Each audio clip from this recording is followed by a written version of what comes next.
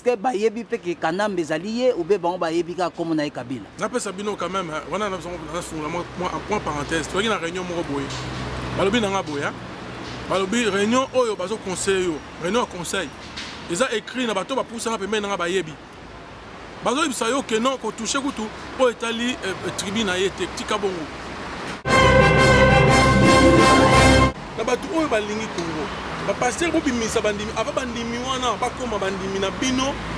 Baza d'abord ba congolais. Tant bozo benga ye ba président na bino. Il est pas mon président moi. C'est un usurpateur. Le président c'est celui qui a été élu, nous le connaissons. Donc Batunion so oya ba mouvement minene tozo solo la bango et c'est clair et c'est net. Oya linga tika qui combattait na ya vie atika nango. Président François, ceux qui total malam yo zali ko pousse peuple na soulèvement populaire. Ben oui, moi je ne marche pas même. Je dis à la population de se révolter. Lorsque je suis même inquiet pour Coutinho Fernando, Azaka en prison 7 ans pour rien. Donc c'est total malam au président donc Hippolyte Kanambe yemoto azali ko boma ba congolais nyonso. Azali ko exterminer ba congolais. Service secret, vous savez ce que vous avez à faire, c'est de nous contacter pour que nous puissions mettre les choses ensemble pour bouter dehors cet imposteur de Kabila. Voilà. Tous les combattants du monde, vous devez tout simplement commencer à vous prendre en charge. Vous allez tout simplement commencer à occuper les ambassades jusqu'à nouvel ordre. C'est faux, c'est faux religion. Les alliés faux religion. Israël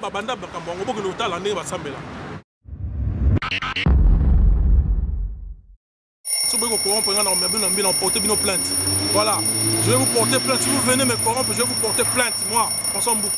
Je vous invite fortement à vous soulever. Président Nabiso, papa François Mboukou, Limbisanga na ndenge na kuta na vraiment lelo à pied levé.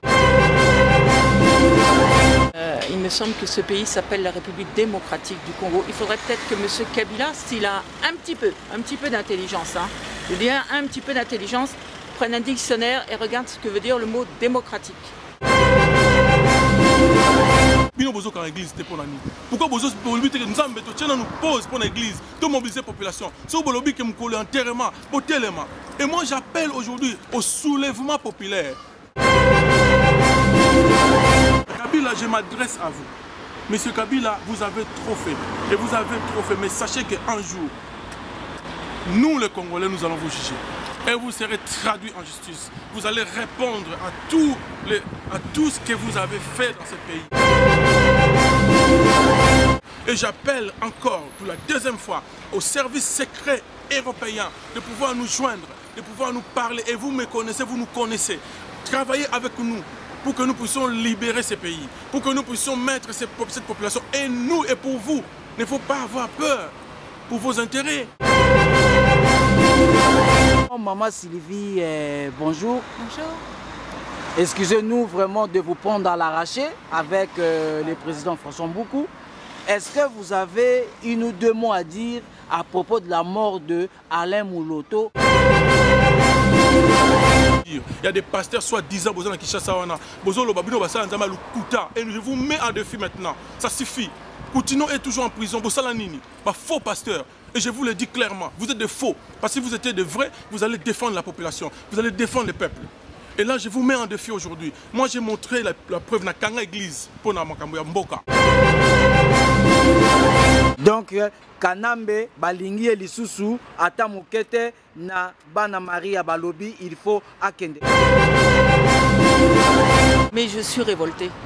Révoltée parce que je ne comprends pas pourquoi un président qui se dit président, or un président doit être à la portée de son peuple, doit être pour son peuple. Pourquoi, quand on est contre le président, pourquoi ce président vient tuer les personnes qui sont contre lui? C'est le président François Mboukou. Ceux qui te comprennent bien, les camons poison ou le bétim poké, donc Mouloto a couffé na poison.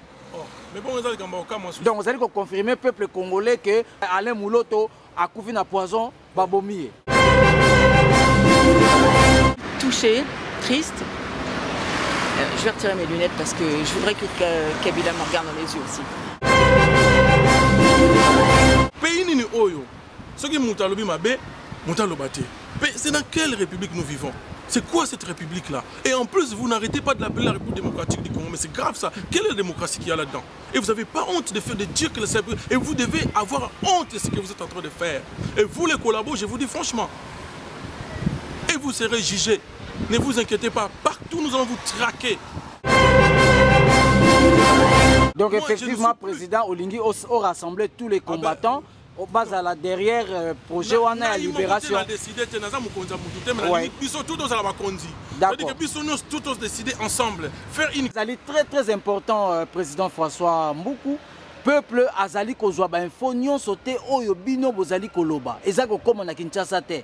Mais comment vous allez faire pour passer message, pour arriver dans le soulèvement populaire? Effectivement, en Europe, vous allez chaud, vous allez lever. Mais en Afrique, et si le soulèvement, il faut salama, peuple, vous allez banga, vous allez sala et l'autre côté. Mais tout ça, le président François, vous allez vraiment un projet néné ou à libérer Mboka.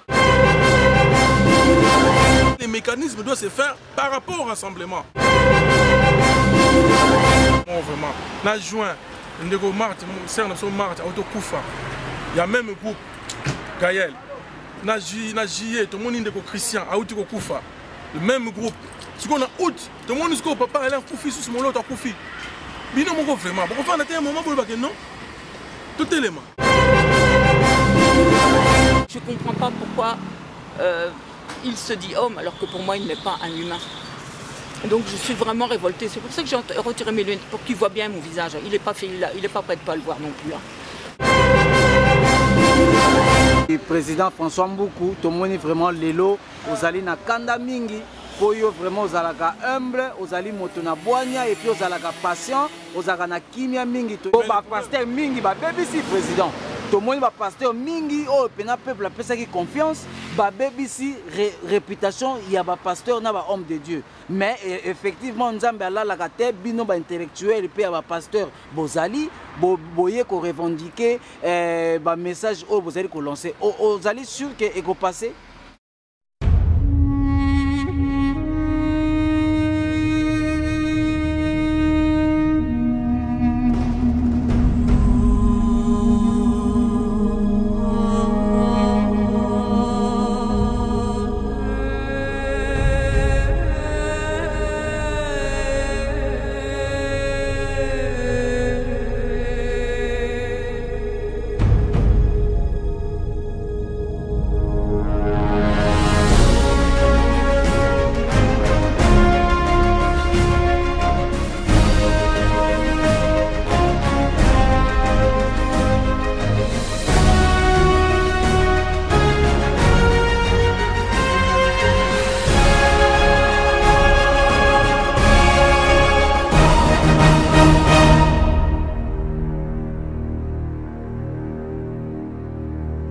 Lelo pena il faut na luba.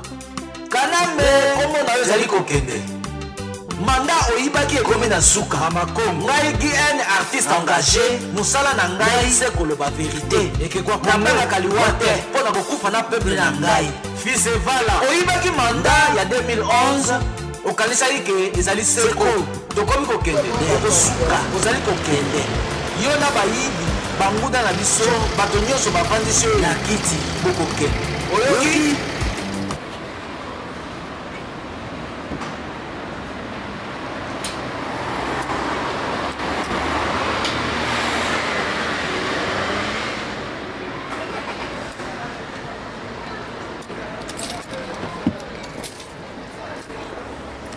bonjour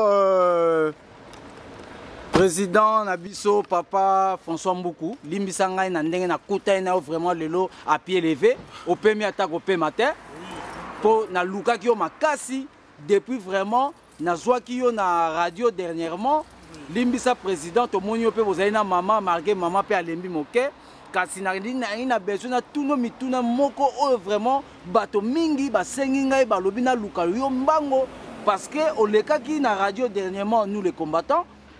Après, vous allez comme on a les sous-terre. Net, vous allez parmi vraiment ma figure, oyo vraiment, ils allez comme vraiment en puissance. Peuple, vous allez dans confiance na yo, balingi vraiment kolanda projet, vous allez na yango union pour la libération à Congo. Mais président, peuple bazali kolela balobi matanga munene ezali na Congo pe na moni ozali vraiment pe na mawa. Est-ce que vraiment okoki kopesa biso pena mo ba détail muke na masolo wana? Ah d'accord, donc d'abord bonjour, hein. Merci pour l'interpellation parce que pour nga interpeller ngai na sens que nazaki na yakotala ndeko na bazala côté besoin nga.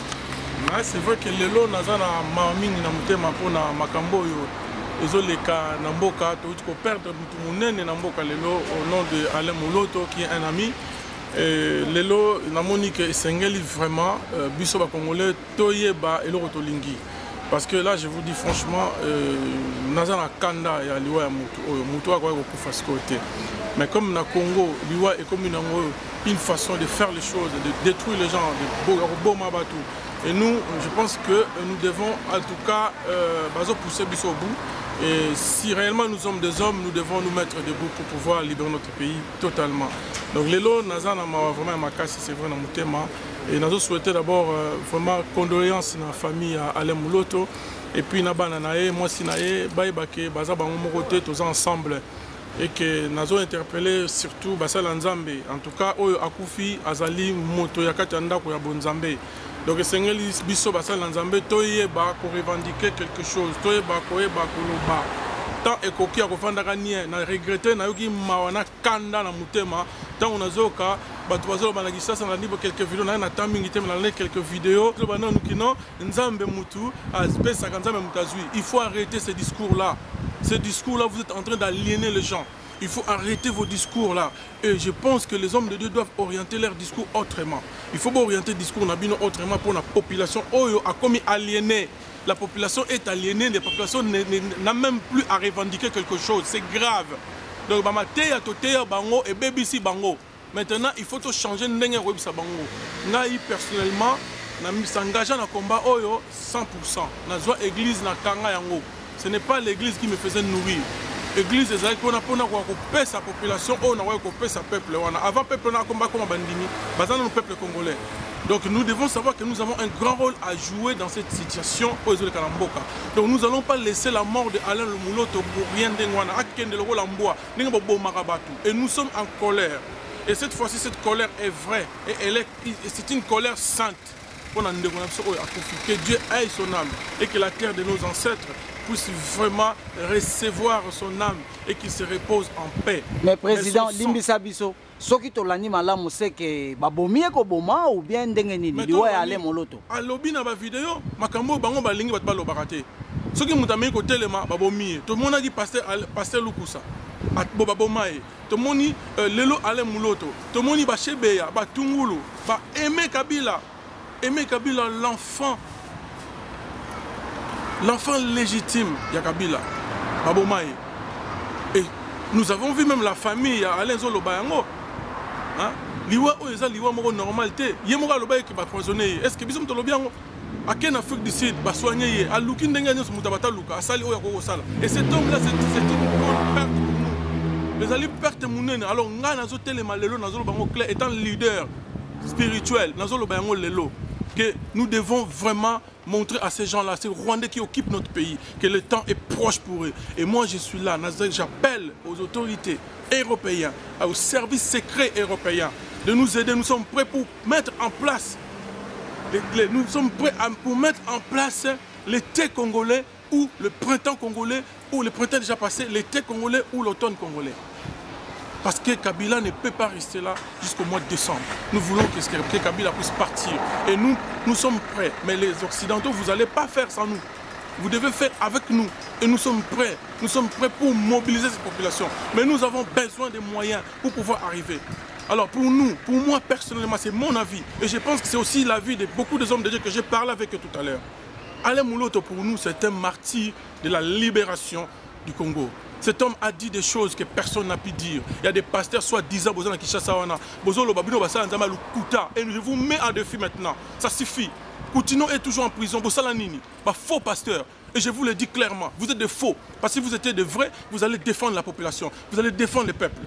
Et là, je vous mets en défi aujourd'hui. Moi, j'ai montré la preuve dans la église pour Mboka. Bino bozo quand l'église était pour la nuit. Pourquoi bozo pour lui que nous avons nous pose pour l'église, de mobiliser la population. C'est pour le que nous collons enterrement, pour tellement. Et moi j'appelle aujourd'hui au soulèvement populaire et que le sang de Alain ne puisse pas aller comme ça dans le vide. Le sang d'Armand Tungoul est dans le vide. Tous les gens qui ont été tués dans ces pays, qui ont été assassinés à cause de leur, à cause tout simplement qu'ils ont dit non à cette occupation, à cette personne qui est au-dessus de notre population. Kabila, je m'adresse à vous. Monsieur Kabila, vous avez trop fait. Et vous avez trop fait. Mais sachez qu'un jour, nous les Congolais, nous allons vous juger. Et vous serez traduit en justice. Vous allez répondre à tout ce que vous avez fait dans ce pays. Tout le mal que vous avez fait subir à cette population. Et nous sommes prêts. Et nous sommes en train de nous battre pour cela. Et nous allons nous battre jusqu'au bout. Il y aura plusieurs Alain. Il y aura plusieurs Kulukusa. Il y aura plusieurs Lumumba. Il y aura plusieurs Tshisekedi.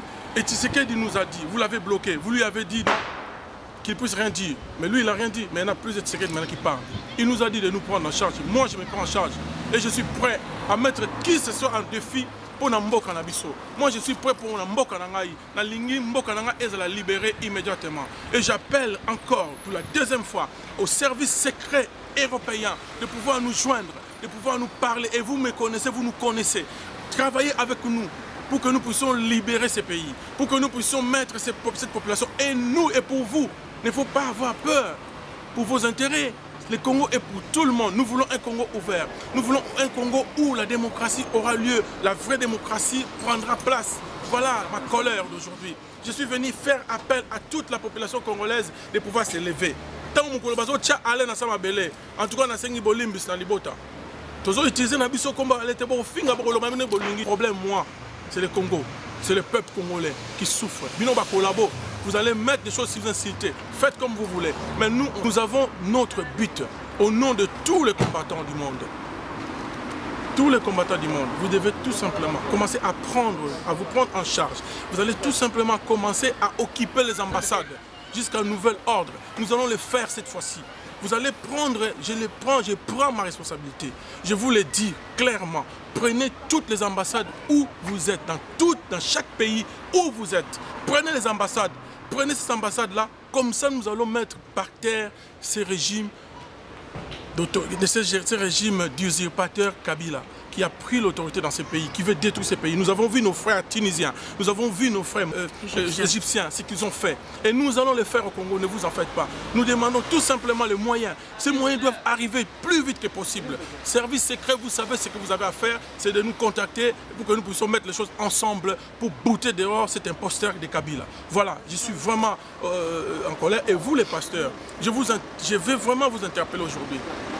J'ai eu contact avec les pasteurs Mosengo. J'ai parlé avec toi Mosengo. Je sais, je connais tes valeurs. Je connais, tu défends le peuple. Je connais ta position. Mais maintenant, c'est l'heure est arrivée où nous allons maintenant à la pastorale de Paris. Il faut vos positions claires. Nous attendons votre position claire. Et je l'ai dit ouvertement. Je suis dans cette pastorale, je vous ai voté, vous le savez. Et maintenant là, je sais que le président Mosengo, c'est quelqu'un que je connais. C'est un ami. Et cet homme-là, vous devez le laisser tranquille pour travailler. Il a besoin de parler au nom de son peuple. Et il faut le laisser tranquille. Vous, les collaborateurs qui êtes au plus profond de cette pastorale, je vous le dis et je vous mets en défi maintenant. Il faut arrêter. Ou vous êtes des pasteurs ou vous êtes des faux. Maintenant, nous sommes arrivés à un moment où nous allons maintenant mettre la vérité en place. Parce que le peuple qui meurt, Alain vient de partir, Lukusa est mort, Aimé Kabila est parti, Chebeya est parti, Armand Tungoul est parti, Cédric Nyanza s'est immolé. Tout ça, ça vous dit rien?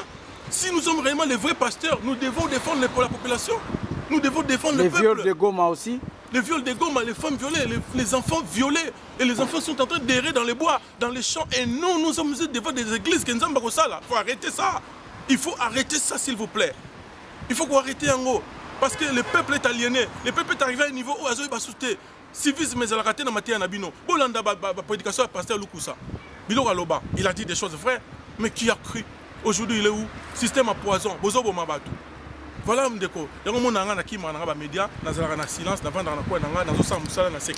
effectivement, Monsieur le Président François Mboukou, ceux qui te comprennent bien, les camons poison ou le bétim poké, donc Mouloto a couffé na poison.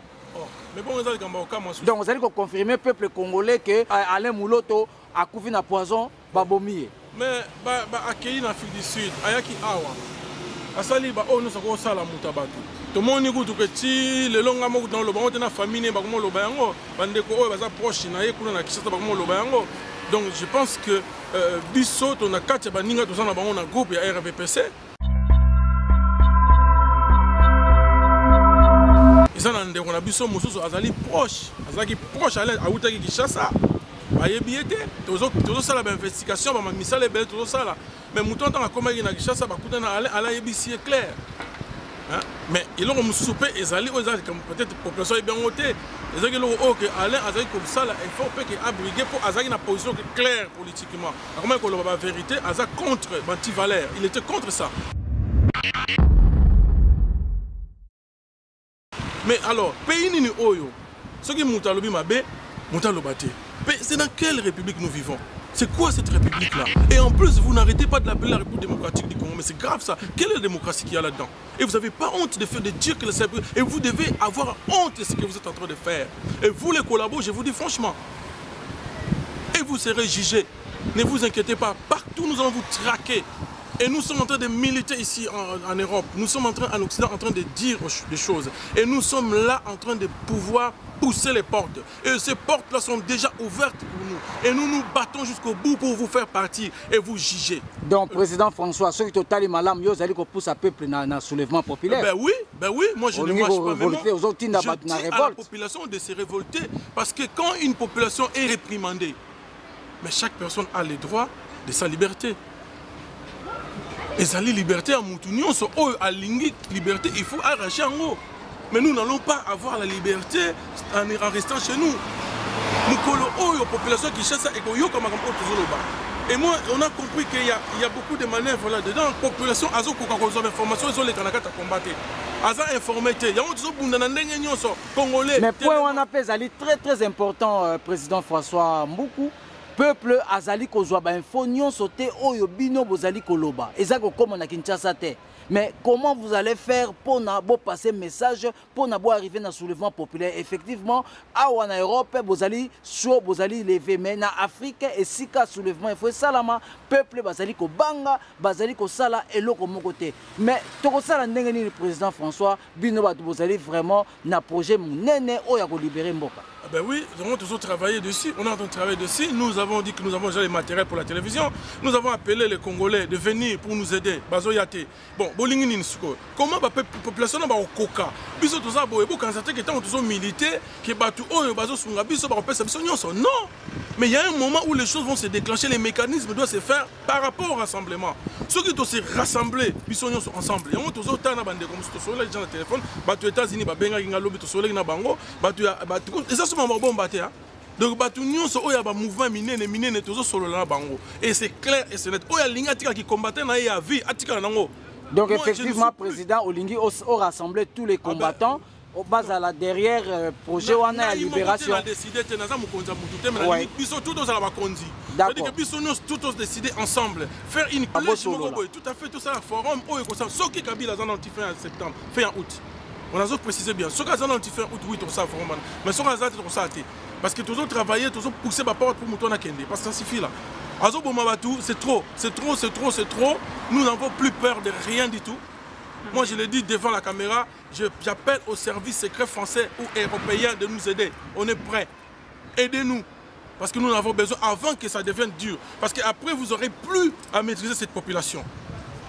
En plus, concernant vos intérêts, mais il faut mettre vraiment un régime stable pour que les choses aillent bien. Mais il faut qu'il y ait la jeunesse qui est là maintenant. Il y a cette jeunesse qui veut prendre le pays. Mais nous n'allons pas continuer dans cette situation. Babo Marabatou, ils vont tuer tout le monde. Et c'est rwandais. Mais c'est... Chibanda azo kende na oni azo ki noko pesa mbote et pas il y a un certain Sokinani. Ministre des Affaires étrangères rwandais. Mais vous avez un sonita. Vous devez avoir honte de vous. Tant que vous avez un président Nabino. Il n'est pas mon président moi.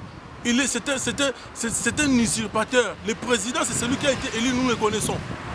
Pas lui. Alors c'est fini, ma connerie et c'est coquille.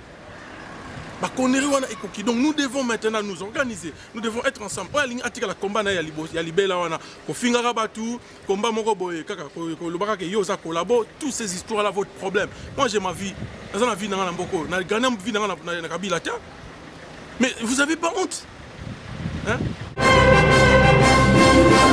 Zomona mboka oyo bazanga na souci bato biso to moko foloka ba mpesi loka ba mboa congolais aza sous na valeur te pas ba rwandais wana bata bino mo vraiment na juin ndeko Marthe ser na so Marthe auto kufa ya même groupe Gaël na juillet to moni ndeko Christian auto ko kufa le même groupe ce qu'on a août to moni ce papa elle a kufi sous mon lot kufi bino moko vraiment bon fa na te un moment bo ba que non tout élément et on a zo senga la ba pasteur na batu oyo balingi Congo ba pasteur bo bimisa bandimi ava bandimi wana bakoma bandimi na bino baza d'abord ba congolais donc ngai ndeko na bino François Mbuku na sali ona koko sala yango nazo bela bandeko oyo ba pasteur ba bolingo oyo ba yebi lo banzambe na solo oyo ya solo oyo balinga peuple congolais oyo balinga nzambe na bango na solo po nzambe tozo monete mais population zo kufa tozo mona yango basi oyo bazo violer tozo mona yango basi oyo bazo boma tozo mona bango.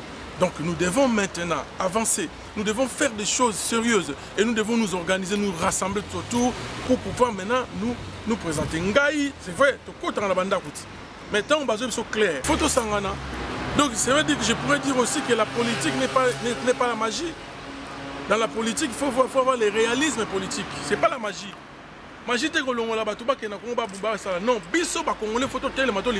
Mais président, Nakatio Malobate, yo kanisi, à part yo vraiment pasteur oyo vraiment vous allez crédible na mission ya peuple, ba monique vous allez vraiment humble et puis vraiment aux matérialiste été, toyebi que vivaka na yo bien et tout mais aux a toujours na cause ya ba congolais, aux a commis pour monnaie pona oluka ba sorti na crise wana. Okanisi vraiment que parmi ndenge botikala wana moi ba pasteur pe oyo lokola yo bazana bolingo na amour wana bozali lisusu ba existera toujours ou bien bazali. Oui, bazali. Pona yo koza ko lancer appel na bon est-ce que bazali ko exister ou bien bazali lisusu te? Oui, bazali. Ba pasteur oya ba yebi obiso to yebi ba batama bazana se bazo sala musana biso bazali. Ça veut dire que bazana pasteur o te ke so ndenge nini. Bo ba pasteur mingi ba BBC président. Tout le monde va passer au mingi au peuple a qui confiance ba BBC réputation il y a ba pasteur na ba homme de Dieu mais effectivement nzambe ala la kate bino ba intellectuel pe ba pasteur bozali boye ko revendiquer ba message au bozali ko lancer ozali sûr que e ko passer. En tout cas biso ngai na pas nanga déjà na minute où j'ai pris congé il y a œuvre pastorale donc on a commis monsieur François Mbuku politicien na osa musala pona mboka nanga.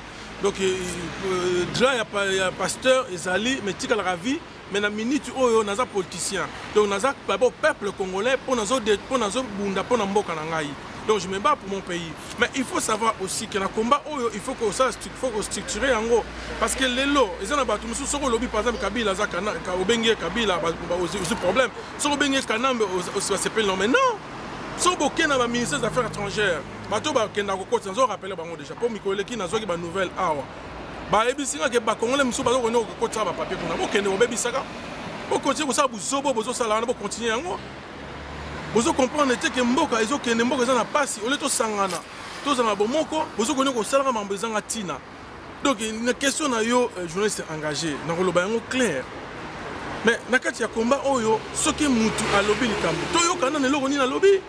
Mais on ne peut pas commencer à insulter les gens. Bonjour les satans, on a Facebook, oui, personnellement c'est vrai. Tu vas reconnaître, oh, dans ça là, c'est vrai. J'en suis reconnaissant. Mais il faut que diriger. Oh, il y a politique, tout le monde est là. On voyage à Bruxelles, on est bien. On ni na député. Oh, il y a qui chasse l'opposition, à Bruxelles, on a un monsieur solo. Mais François, tu as un rôle à jouer dans le combat. Il faut aider. Tu dois faire quelque chose, c'est-à-dire que tu dois rassembler tout le monde. Tozo c'est la cabino. Mais bino sko batongo bazo c'est la bino, bozo bunda, bozo swana, bozo sakana, ba musuba kena mamba bon ils ont tina. C'est pour cela maintenant. Fini la récréation. Oyo alingi ko avancer na biso, oyo alingi neti afandi. To lobite ke batu ba tozo imposer mokute. Oyo alingi Congo. Alingi to sangala azana motema bomoko net pa pasteur musupe baza ya bien oyo balingi Congo. Bazana bango batu musupe oya ya peuple pe bazana bango ba policier musupe balingi Congo bazana bango to solana batu musupe ki chasse to na bango en contact on est en train de travailler mais to ko dénoncer tout le monde to ça là parce que batu wana ba rwandais wana ba kotiti na kati ya mikuwa ya mboka donc l'occupation est au-dessus ba komitina ba combattant tout à fait ngana ko sabino fungula belo mususu batinilanga des rwandais Il y a des choses qu'on ne peut pas dire comme ça. Il faut que sangana biso nyonso ensemble. Tokoma eloko moko bo tikana bino makambo. Kongo ezanga munene, munonso za place. Papa Thierry la loi est claire que prenez-vous en charge. Mais tout se prend en charge. On a parlé avec tout le monde. Ils savent, on parle avec eux. Mais maintenant, comme quelque chose que effort, donc nous avons interpellé Pasteur Mosengo. Tu dois passer devant et dire des choses claires parce que tu es quelqu'un de bien. Mais je ne veux pas que tu restes diabolisé dans le bateau, tout autour, il faut bouger les choses. Parce que c'est le peuple. Donc nous, là, les hommes de Dieu, nous avons les pleins pouvoirs, de pouvoir défendre la population. Nous avons vu des gens comme des Martin Luther King, des Gandhi, tous ces gens-là, des Desmond Tutu dans l'Afrique du Sud, ils ont fait du boulot. Cardinal Malou là, et tu baboma et ponani, baboma et tu ponani. Bachile pose ponani, quand pour makambo to salati.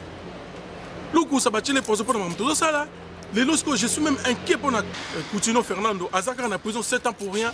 Donc c'est totalement malade mon président, donc Hippolyte Kanambe, Yemoto, Azaliko Boma Boma, ba Congolais nyonso. Azaliko exterminer ba Congolais. Papa journaliste, yo zanandako, n'entend monta côté l'andako, nan mkolondako. Yo papa ne ba retournati. Yo lobby ko au métier chef d'état na ndenge no moko, o yibi ba élection. On va voter pour yote, au métier moko. Si on a projet peuple, on a peuple. Le président, c'est président solo. Si on a Congo, on a démocratie, qu'est-ce qu'ils vont faire? Ils vont faire les enquêtes. Dans le groupe Moko, tout 3 coups à 3 mois. Ça ne vous dit rien du tout. Et nous allons être contents, danser. Nous appelons aux révoltes, à la désobéissance civile au Congo. Et nous l'appelons et je fixe mes yeux. Et je suis conscient de ce que je suis en train de dire, qu'il faut maintenant pousser les portes. Et pour pousser les portes, on a aussi besoin de l'aide. Et je l'appelle au service secret européen de nous aider. Même si nous savons que vous-même, vous êtes aussi dedans. Mais nous voulons un Congo libre, un Congo où tout le monde va partager tout ce qui est aidé. Parce que je dis que le Congo, c'est un pays riche où tout le monde entier, nous voulons les Asiatiques, les Américains, les Européens et les Africains. Nous devons nous mettre ensemble pour pouvoir gérer ces pays. Et je demande le départ de Kabila. Je demande le départ de Kabila. Et je revendique la libération immédiate de Coutinho Fernando. Parce qu'il n'y a aucun pasteur qui se lève. Au bazar qui chasse la bandite. Bami comme ça ba VIP. Nous avons boté ranini. Pas ce côté na mboka. Muta oté maton ta no sala bokanga journée mobima muta sambela 24 sur 24. C'est faux, ils ont faux religion. Ils ont faux religion. Bokene na mboka oya Israël ba banda ba kambongo bokene otala ndenge ba sambela. Faut arrêter la bêtise wana. Le peuple a besoin d'être faut apprendre le peuple. Comment travailler les matins, Fabima Luka, attaque au Soukla Bilamba, attaque au Combo le Panga Moutou, attaque au Kenokosala pour repasser. C'est ce qu'il faut commencer à apprendre de la population. Attendez, c'est très important. Développement Mboke Bandarande Wana. Tout le monde en Angola n'est sali. Angola a fait 5 ans guerre. Mais Binogaga, Moutounion est honorable. Vous êtes des déshonorables. Vous êtes honorables, les gars. Matondo Mingi, président François Mboukou, Tomoni vraiment Lelo, Ozali na Kanda Mingi. Poyo vraiment ozalaka humble, ozali moto na boanya et puis ozalaka patient, ozalaka na kimia mingi to inspiraka mingi modèle na yo pona vraiment ozali exemple oyo ya ba congolais, il faut balanda exemple pona tokoka ko bengana monguna. Mais président, au monité que ba multinationaliste pe ba kotika biso te, bango bazali na sima. Donc ba porte wana bozali ko pousser, bozali ko kutana na bango ou bien ndengeni. Mais oui. Tant que nous clair, si on a minute de commis, on a besoin de battre. Oh yo, on va avoir confiance. Mais attends, nous sommes dans l'âge, nous sommes dans une trentaine d'années. Tous ces gens-là, ils étaient là, ils étaient jeunes, ils étaient à Kassavoubou, ils étaient là. Mais maintenant là, le personne va dire que vous avez un bolingité. Beaucoup de gens ont si mes tina, on les pas payer salaire na vie na mboka na to porter sécurité sociale na mboka, ba projet ezali. Mais président François, mais au monité que ma camion ezali koloba ezali vrai effectivement, mais ba militaire nationaliste oyo ba botola biso Congo depuis 1885 na conférence à Berlin. Oyo ba konzaka biso ti lelo. Yo kanisi ba kotika biso. Mais bango mon européen ba échoué. Oh, bit na bango ezalaki bakabola mboka. Ezalaki koyeba kokabola mboka kopanza Congo en 2 morceaux. Maintenant bango ba échoué. Ça veut dire que maintenant ils sont en train de rebattre leurs cartes. Tout le monde a commis na Kikwete. Pour Kagame Kalate Kagame na Kabila bango nisa Museveni ba kolongwa. Voilà la politique. Et on a lobby dans les Congolais. Tout ça, la politique intelligente, combat intelligent, politique intelligent. Mundele atambola logo la bisoté. Mundele a besoin de langage à trouver un nzela naie. Ça veut dire quoi? Il faut parler na mikanda, ko solola na bango, tout solola. C'est ce qu'on est en train de faire. Tout le monde a dit makamba francophonie. Tout ça là qui ont dit. Ils savent, ils sont au courant de ce que nous avons porté pour la nation. Mais nous ne sommes pas là pour nous exhiber, dire que oui, il a mis l'accent dans la caméra pour rien, même si on est là au lobaté. Il faut arrêter ces histoires-là. Il faut faire que, tout le monde sanga na bomoko, les titala, tout le monde soki kabila ngo akosuki ça. Ti août, biso na septembre, on vend ça makambu. Bataba mouvement musuto banisa ko solo là, bino batu oyo, bozo continuer ko sala combat oyo, ezanga tina wana, combat oyo bozo sala soki ndenge nini, to éviter, mais si réellement tozo bunda biso tout, tozo bit moko ko libérer mboka, je ne vois pas qu'est-ce qui va m'empêcher moi. François Mboukou, aller à un frère, ou bien frère à bien habillé, tout ça boy. Tant on monte à sali parti na beaucoup mais ça y est, pour ces là, pour ceux qui battent on c'est pas bima. C'est bien. Mais si on monte pas pas opinion na que azana est d'accord à ben Kabila Kanambe, ils ont ma besoin. Bon ben on a collaboré pour le bon mais non parce que mais président François na sujet on a payé à Hippolyte Kanambe ndenge to benga kaye Kanambe. Est-ce que mindele oyo yo kutana kana bango, est-ce que bayebi pe ke Kanambe zalié ou be bango bayebi ka comme na Kabila? Na pe sabino quand même, on a un point parenthèse, tu vois une réunion moko boye. Balobi na boya. Balobi réunion oyo bazo conseil yo, réunion conseil. Ils ont écrit na bato ba poussa na pe na bayebi. Bazo ibisayo que non ko toucher kutu po etali tribune na yete tika bongo. Lobela makambu ya anti-valeur na mboka na bino. Lobela makambu ya bilo to lobela mingi makambu oyo ya mabe Kabila azo sala. Ça veut dire quoi? Au bon mabatu, pour emprisonner batu pour rien, souffrance à population, manque d'éducation, manque d'école, manque à santé, manque à banzela, manque à... Voilà ce que nous pouvons faire. Combat wana ya kofinga kay ko loba boye ezana ngoma na ndenge ya batu wana basala kango tant pis mais biso je pense que to kota siko to kota parce que là nous voyons que les portes sont là. Les portes sont là bien. Maintenant les problèmes faut biso to structurer to faire harmonieux tout ça la alliance ya ko tambola ensemble na bandeko ba lingi to kina ensemble na lobité que na chef amuto. Nazo préciser très bien. Mais bandeko nous so boboma na combat oyo aza fuiti oyo aza boye oyo aza collabo botika biloko wana pozo lembisa bino ezo bebisa ko to bino ezo lembisa ko to combat na bino. Donc ça veut dire que si vous avez collaboré avec les gens, vous avez besoin de dénoncer na banini soko loba non to benga batu nyonso oyo to zena na combat nga naza prêt ya kokuta na mutu nyonso tout naza nga na ka mutu te naza besoin que Congo soit libéré. Voilà souci na nga peuple na zonyo comme trop lelo to monto près de mutu munene muloto na linga soko sa ba vidéo te mais lelo naza na kanda na loba kutu boita na kanda lelo journaliste oye bien. Vraiment merci mingi président François Mboukou Kassa. Aux Ali Bongo, figure emblématique, Oyo, il y a mouvement Nayo, Oyo association Nayo, Oyo, Ezali Kobundela, vraiment, Mabele, Yabako Konabiso, Congo, et puis, aux Ali revendiquer droit humain, droit vraiment, il y a société, Oyo, Batu Bazali Kufa na Congo, et puis gouvernement fantoche, Ezali à occupation, Bazali Kosala, Elo Komokote, Yango Yo vraiment, Nandenge Ozaka Kimia, Pe Olinga, Caméra Mingi, Te Poyo, Zali Moto na terrain, et puis Moto na Misala Mingi. Yango lelo obimi pona o revendiquer yango et peuple pe ba yokio vraiment na bona to choper yo vraiment oui président to kangyo ko kanga vraiment pe to bombarder au moins mituna comme ça to la qui sa peuple ba mona pe vraiment ba idée na yo par rapport yango mais président to moni ozali pe na maman Sylvie Oyo azali toujours bras droit na yo et puis secrétaire général moto Oyo azali ko centraliser ba donner nyonso et puis azali mondele kasi ayebi Congo atanga ayebi pena masolo yango. Est-ce que vraiment maman Sylvie bonjour. Bonjour. Excusez-nous vraiment de vous prendre à l'arraché avec le président François Mboukou. Est-ce que vous avez une ou deux mots à dire à propos de la mort de Alain Mouloto, de ce qui se passe au Congo?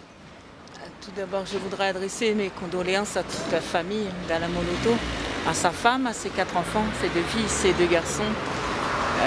Je suis profondément touchée. Quand je dis profondément touchée, je perds pas seulement un frère dans le Seigneur, mais je perds un ami parce que j'ai grandi spirituellement au son de ses musiques.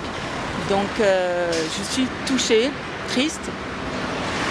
Je vais retirer mes lunettes parce que je voudrais que Kabila me regarde dans les yeux aussi. Mais je suis révoltée. Révoltée parce que je ne comprends pas pourquoi un président qui se dit président, or un président doit être à la portée de son peuple, doit être pour son peuple. Pourquoi quand on est contre le président, pourquoi ce président vient tuer les personnes qui sont contre lui?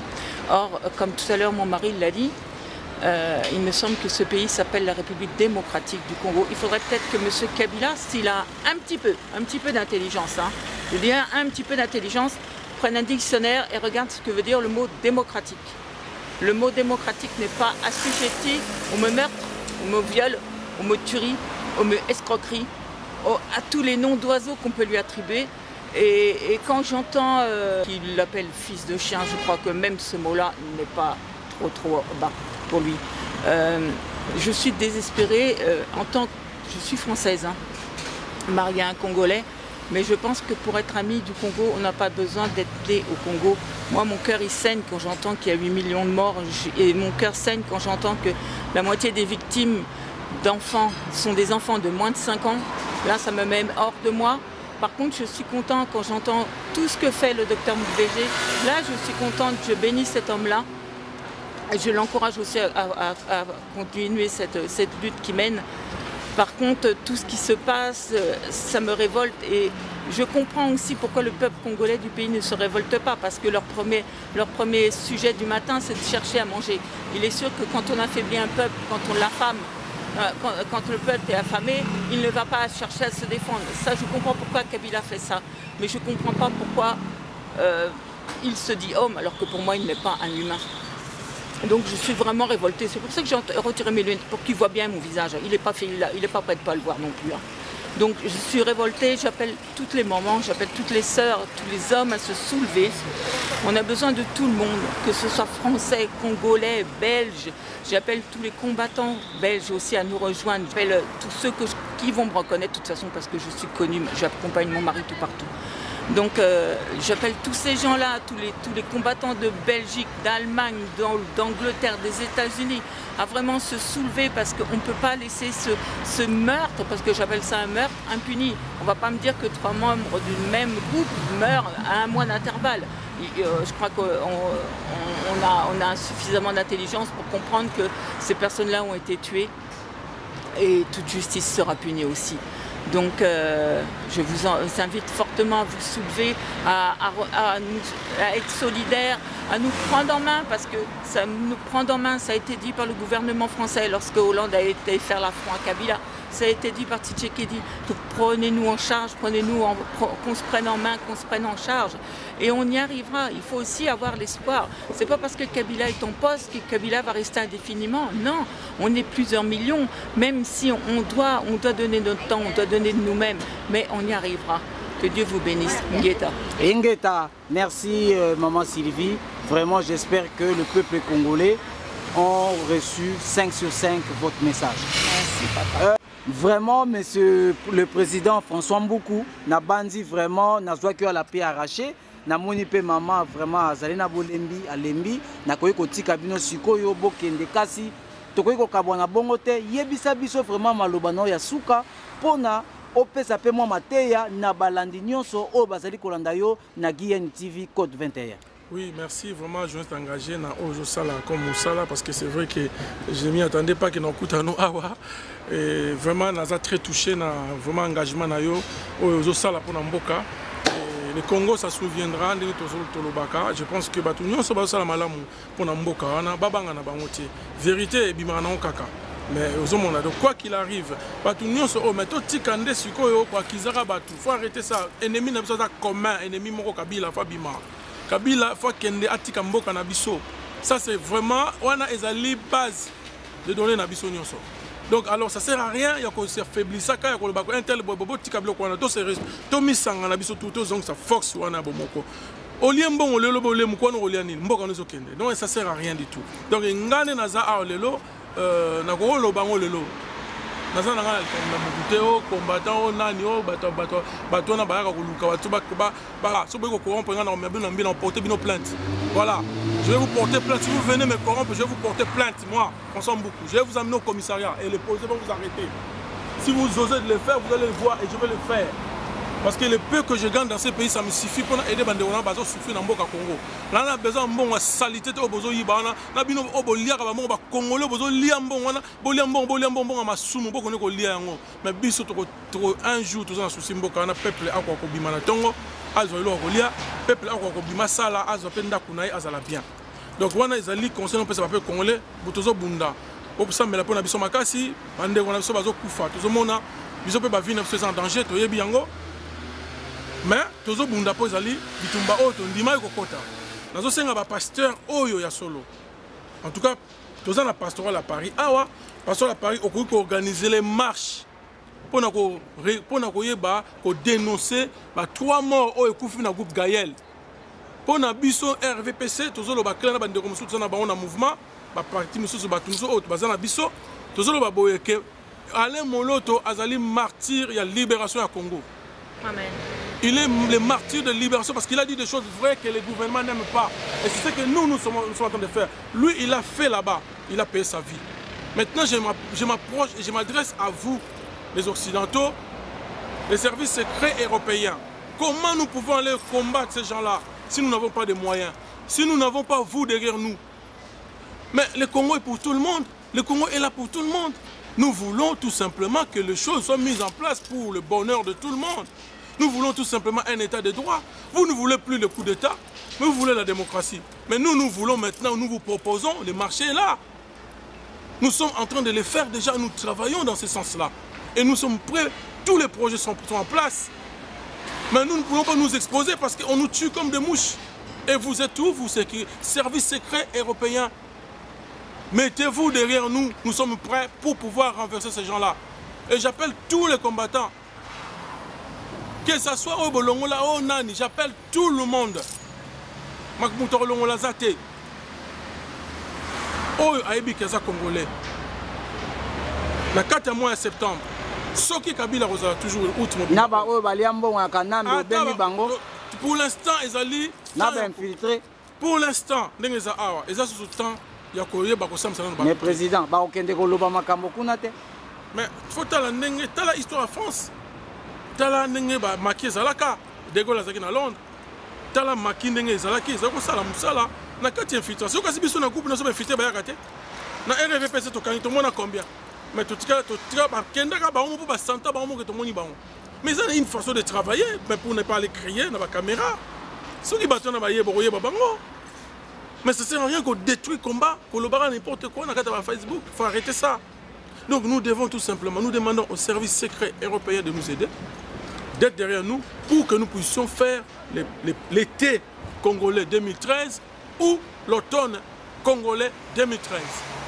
Mais nous disons à Kabila que tu dois prendre, vous devez prendre déjà, M. Kabila, vous devez prendre vos dispositions. Si c'est encore pour tuer le Congolais, nous ne sommes pas d'accord. Vous avez volé les élections. Nous avons rencontré déjà quelques députés.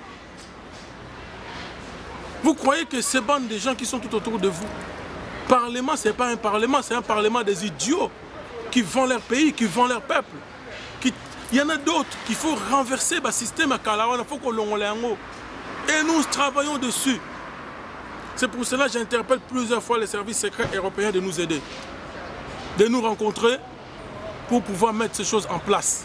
Nous voulons que ce pays puisse se libérer. Et vos intérêts seront toujours là, mais au contraire, le peuple aussi doit en bénéficier. Voilà ce que nous revendiquons. Vous avez fait ça en Libye, vous avez fait ça en Tunisie, pourquoi pas au Congo? Et pourquoi pas en Afrique noire?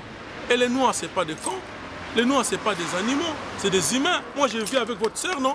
Je vis avec une femme européenne. Elle ne me voit pas, je ne suis pas un malade. Je suis un homme bien élevé. Mais j'ai vos valeurs, on a vos valeurs. Nous sommes beaucoup dans ces pays, les jeunes. Et j'appelle les jeunes de se lever. Il faut sortir des discours d'aliénation. Bobi manaba discours wana, ba matia lukuta bobi manango. Nzamba ko sala, ale mulota kufi, to vanda kaka, nzamba zwi nzamba pesa ki non. Je refuse ce discours. Je revendique la mort d'Ale Mouloto et je demande que la vérité soit faite sur la mort de cet homme. Ce n'est pas un homme, un animal, c'est un homme qui est mort et qui a laissé ses enfants, qui sont orphelins aujourd'hui. Sa femme qui est veuve aujourd'hui, qui s'en soucie, qui prend soin de cette personne. Et nous revendiquons ce que nous devons faire, c'est que nous voulons que ces pays soient libérés. Nous demandons immédiatement à Kabila de pouvoir se mettre en disposition, de prendre contact pour pouvoir partir. Voilà, avant que le feu arrive. Voilà mon dernier mot. Et je suis en colère. Merci Mingi, président François Mboukou. Vraiment, on a à l'arraché. Na mama, na bandi sikoyo, vraiment, peuple congolais va comprendre que mort, effectivement, il y a Alain Mouloto, Ezali, empoisonnement, extermination, nyonso, oyo, Hippolyte Kanambe, Azali, ko beta beta, Congolais, peko bomabango, na monipe maman Sylvie a condamné l'issoussou, mort, il y a Alain Mouloto, et puis, Bazali, ko dénoncé, yango, to moni vraiment que Hippolyte Kanambe, mindele, balingio, l'issoussou te, po bakomiko, poata yo bakomi ko dénoncer yo donc kala mingi te Hippolyte Kanambe azali ko kende. En tout cas merci, donc on a félicité, on a besoin merci na ozo sala. C'est vrai que toucher ngai quand même que na zo tambola na yota la cousin mon côté. Voilà, donc pour nous ça d'abord merci à journée s'engager na ozo sala et puis na bande nyonso oya Congo bande nyonso mukimba balandi biso. Attends, c'est vrai que je m'y attendais pas que je devais faire une vidéo parce que c'est vrai que na linga absos biloko na troté.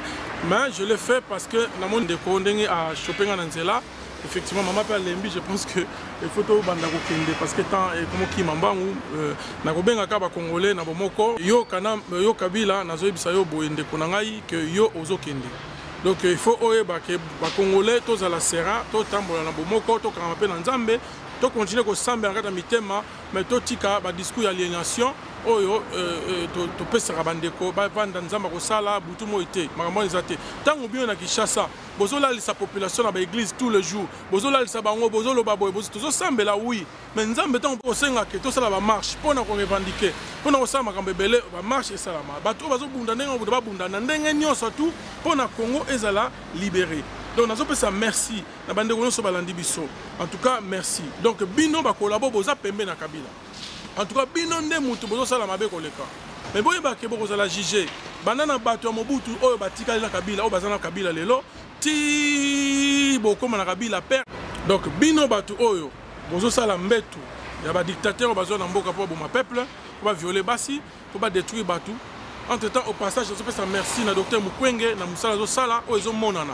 Et puis nazo pesa merci na moi si ya président Hollande, azo pesa avec ene ko sa pe musala to moni.